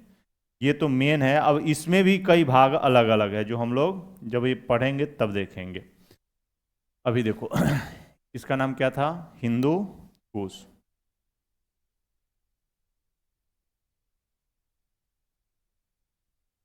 एक दिमाग में आइडिया ऐसे बना लो कि कौन सा पर्वतमाला किधर है। ये है हिंदू कुश पर्वत श्रेणी।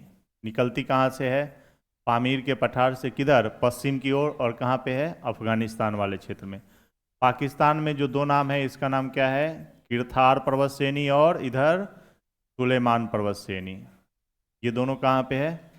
पाकिस्तान में। भारत की ओर जो आया इसका नाम क्या है? हिमालय, जो हम लोग उत्तर का पर्वतीय प्रदेश में पढ़ते हैं। इसी पामीर के पठार से तिब्बत के पठार के उत्तर में, और किस देश में? चीन में। इसका नाम क्या है? कुल्लुनशान।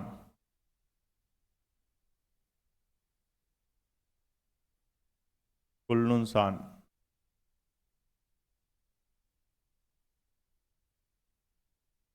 पर्वत श्रेणी। अब ये पेपर में आता है कि तिब्बत का पठार किन दो पर्वत श्रेणियों के बीच में है। अब बता सकते हो किसके बीच में है? कुल्लुनशान और हिमालय के बीच में। और यहाँ पे है टियन शान। ये दोनों किस देश में है? चीन में टियन शान पर्वत श्रेणी। हिमालय जब दक्षिण की ओर मुड़ जाएगा तब इसको म्यांमार में किस नाम से जानते हैं? अराकान योमा पर्वत श्रेणी। अराकान योमा पर्वत श्रेणी।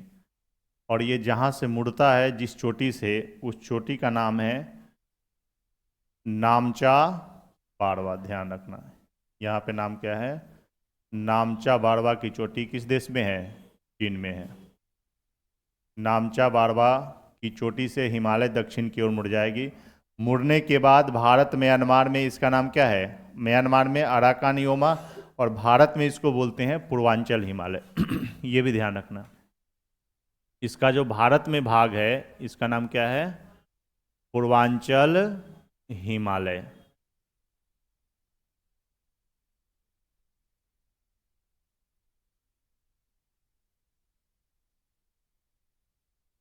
पूर्वांचल हिमालय। यही पूर्वांचल हिमालय का भाग जो म्यांमार में चला गया इसका नाम क्या हो जाएगा? Arakan Yoma. उसके बाद इसका नाम क्या है? अरावली पर्वत श्रेणी। इसका नाम क्या है? विंध्याचल। विंध्याचल पर्वत श्रेणी। नीचे वाला जो हिस्सा है इसका नाम सतपुड़ा पर्वत श्रेणी। सतपुड़ा श्रेणी। ये जो हिस्सा है इसको किस नाम से जानते हैं? पश्चिमी घाट। पश्चिमी घाट पर्वत श्रेणी। और ये जो हिस्सा है इसका नाम है पूर्वी घाट। पूर्वी घाट पर्वत श्रेणी। अब इसको बना लो मेन। बार बार जो है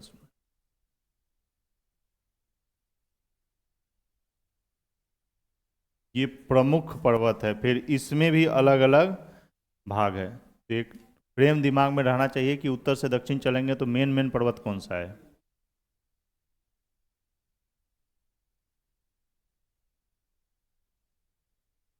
नहीं आ रहा है क्या ऊपर का? तो रुक जाओ जब।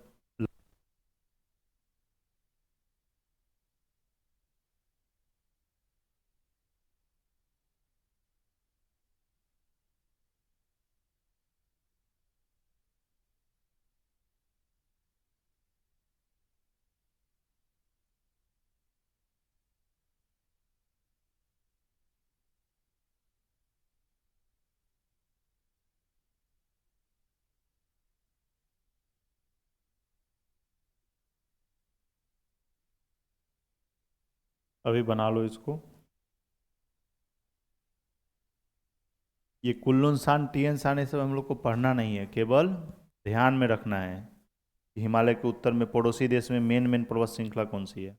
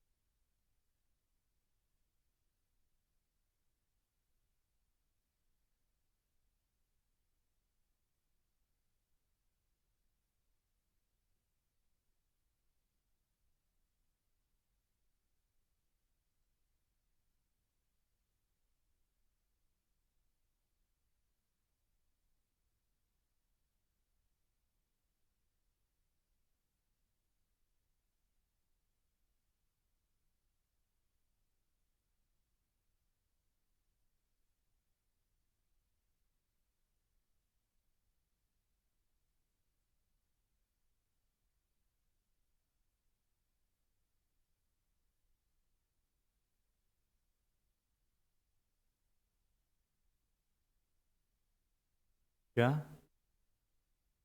मुझे नहीं पता। लाइव चलता है क्या? उससे पूछ लेना। नहीं चलता है, अभी क्लियरिटी था ही नहीं कल। पूछ लेना, चलाएगा तो देख लेना।